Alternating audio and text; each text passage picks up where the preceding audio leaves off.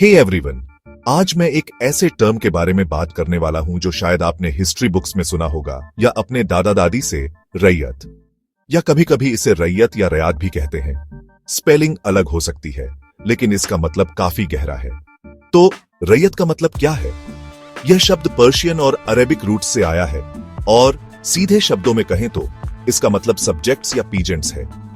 India, Pakistan, Bangladesh, Nepal के context में यह खास तौर पर उन मेहनती फार्मर्स को रेफर करता था जो जमीन पर खेती करते थे, लेकिन असल में उसके मालिक नहीं थे। सोचिए, आप दिन रात उन खेतों पर काम कर रहे हैं जो टेक्निकली आपके नहीं है।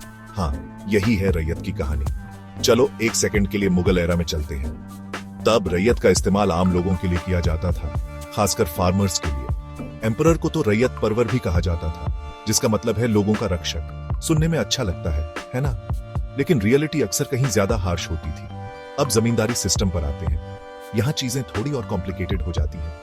जमींदार जमीन का मालिक था और रैयत वह था जो असल में जमीन पर खेती करता था। कैच क्या था? रैयत को जमींदार को रेंट या टैक्स देना पड़ता था, जिसे लगान कहते थे। और क्योंकि जमीन उनके नाम पर नहीं थी, रैयत हमेशा एक वल्नरेबल स्पॉट में रहते थे। No ownership, no security. अब ब्रिटिश रूल की बात करते हैं। 1773 में ब्रिटिशर्स ने परमानेंट सेटलमेंट इंट्रोड्यूस किया। अचानक रैयत टर्म और भी इंपॉर्टेंट हो गया। उन्होंने रैयतों को 3 मेन कैटेगरीज में डिवाइड किया। पहला, ऑक्यूपेंसी रैयत। ये वे लोग थे जो सदियों से एक ही जमीन पर खेती कर रहे थे। फिर नॉन ऑक्यूपेंसी रैयत।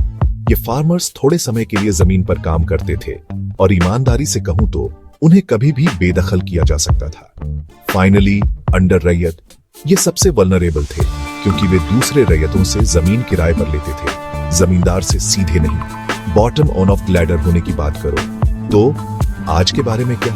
आपको रोजमर्रा की बातचीत में रैयत उतना सुनने को नहीं मिलेगा, लेकिन हिस्ट्री और सोशियोलॉजी में यह अभी भी एक की टर्म है। यह साउथ एशिया में फार्मर्स और आम लोगों के स्ट्रगल्स, रेजिलियंस और सोशल स्ट्रक्चर को दर्शाता है। कुछ जगहों पर लोग अभी भी रैयत का इस्तेमाल फार्मर या सब्जेक्ट के लिए करते हैं। इसे सम अप करने के लिए रैयत का मतलब वे लोग, खासकर फार्मर्स, जो जमीन पर काम करते थे बिना उसके मालिक हुए।